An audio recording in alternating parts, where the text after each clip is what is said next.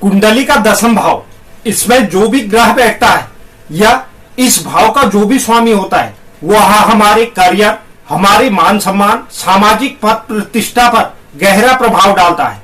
व्यक्ति जीवन में क्या करेगा, उसे किस क्षेत्र में काम करना चाहिए, उसे नौकरी करनी चाहिए या उद्यम करना चाहिए, इन सब के बारे में भी कुंडली के दसम भाव से विचार किया जाता है। कुंडली का दसम भाव केंद्र का भाव है, इसलिए इस भाव का महत्व और अधिक बढ़ जाता है। इस भाव पर ग्रह का होना या ना होना यह भी व्यक्ति के करियर जीवन में बहुत अधिक मायने रखता है। मल्टीपल ग्रहों का इस भाव पर बैठना व्यक्ति को अनेक प्रकार की स्किल्स देता है, जिससे वह व्यक्ति अनेक प्रकार के कार्य एक साथ करता है और अधिक क्षेत्रों से आय प्राप्त कर पाता है। तो आज मैं इस वीडियो में आपको कुंडली में हमारे 9 ग्रहों के विराजमान होने के क्या प्रभाव रहते हैं, हर एक ग्रह के बारे में कि कौन सा ग्रह इस भाव में बैठकर किस प्रकार के प्रभाव व्यक्ति को देता है, इस विषय पर हम इस वीडियो में चर्चा करेंगे। तो आप अपनी कुंडली में देख सकते हैं कि आपके दसम भाव पर कौन सा ग्रह विराजमान है और आपको अपने जीवन में किस प्रकार के परिणाम प्राप्त हों। तो चलिए वीडियो में आगे बढ़ते हैं और बात करते हैं अगर दसम भाव में सूर्य स्थित होते हैं तो आपके जीवन पर किस प्रकार का प्रभाव पड़ता है। 10वें भाव में सूर्य की स्थिति आपके करियर की प्रकृति और खोज के लिए सबसे अधिक केंद्रीय होने की संभावना है। सूर्य दसम भाव पर बैठकर जिम्मेदारी, कर्तव्य और दबाव के क्षेत्रों में आपको उच्च क्षमता देते हैं। यहाँ पर बैठे सूर्य शुभ स्थिति पर होने पर आपको सरकारी क्षेत्र में सफलता देते हैं, क्योंकि सूर्य को यहाँ दिशा बल भी मिल जाता है। सूर्य का दसम भाव पर विराजमान होना व्यक्ति को एक अच्छे पद पर आसीन करता है। ऐसा व्यक्ति सरकारी नौकरी में सफलता प्राप्त कर सकता है और समाज में मान सम्मान, पद प्रतिष्ठा में वृद्धि होती। वहीं चंद्रमा अगर दसम भाव पर विराजमान हो तो चंद्रमा की स्थिति हमारी भावनाओं और गुणों को नियंत्रित करती है, जो हमारे पेशेवर जीवन में सबसे अधिक संभावना है। इसके अलावा अन्य लोग आपको कैसे देखते हैं, उतार चढ़ाव आपके खड़े होने और आपकी उपलब्धियों को प्रभावित करते हैं। ऐसे लोग अपने करियर के विकल्पों को भी अक्सर बदल सकते हैं। चंद्रमा के प्रभाव से ऐसे लोगों के पास करिश्माई व्यक्तित्व होता है।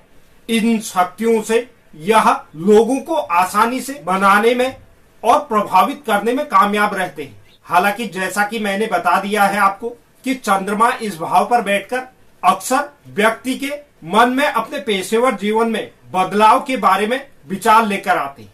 वहीं देवगुरु बृहस्पति अगर दसम भाव पर विराजमान हो तो यह भी अत्यधिक शुभ होता है, क्योंकि देवगुरु बृहस्पति सबसे अधिक लाभकारी और परोपकारी ग्रह है। ऐसे लोग अपने कार्य क्षेत्र में प्रमुख और प्रतिष्ठित होते हैं।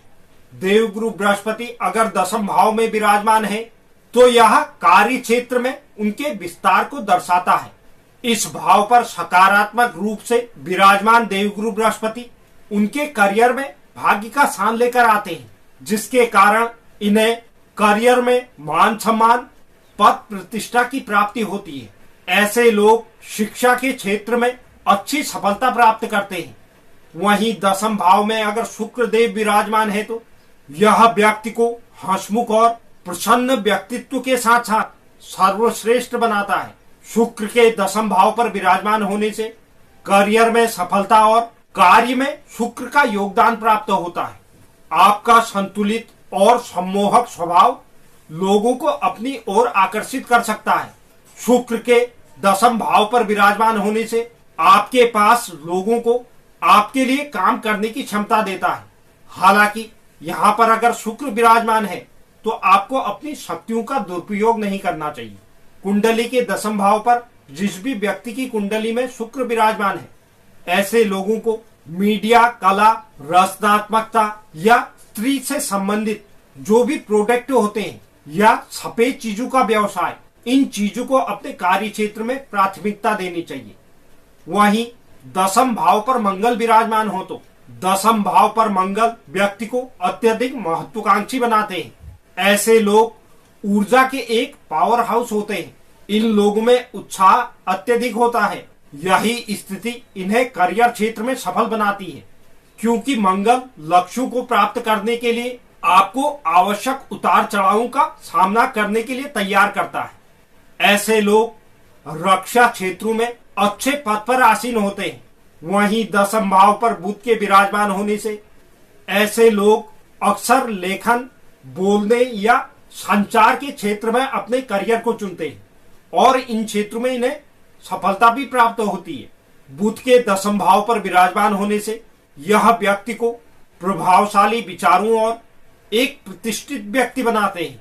ऐसे लोग दूसरों के जरिए बहुत अधिक पहचान पाते हैं। इसके अलावा संस्कृति, बातचीत करने का तरीका और किसी भी चीज के बदलते ज्वार में समायोजित और लचीले होने में सक्षम होते हैं। ऐसे लोग अपने जीवन काल में अपनी वाणी से अपने कार्य क्षेत्र में अपनी पहचान बनाते हैं। ऐसे लोगों को बैंकिंग सेक्टर में शिक्षा, लेखन, प्रकाशन, एंकर, इन क्षेत्रों में इन्हें सफलता मिलती है। वहीं शनि अगर दशम भाव में विराजमान है, दशम भाव का शनि व्यक्ति को कार्य के प्रति प्रतिबद्ध बनाता है। शनि हमारे जीवन को पटरी से उतारने वाले गलत निर्णय लेने से बचने की स्वाभाविक क्षमता देते हैं।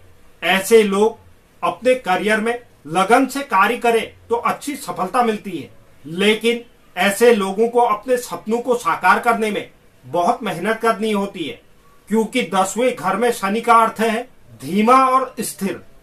ऐसे लोगों को दीर्घकालिक लाभ और उपलब्धियां मिलती है। वहीं दशम भाव पर राहु विराजमान हो तो राहु जब भी कर्म भाव पर बैठता है तो यह स्थिति और प्रशंसा पाने की तीव्र इच्छा का संकेत देता है।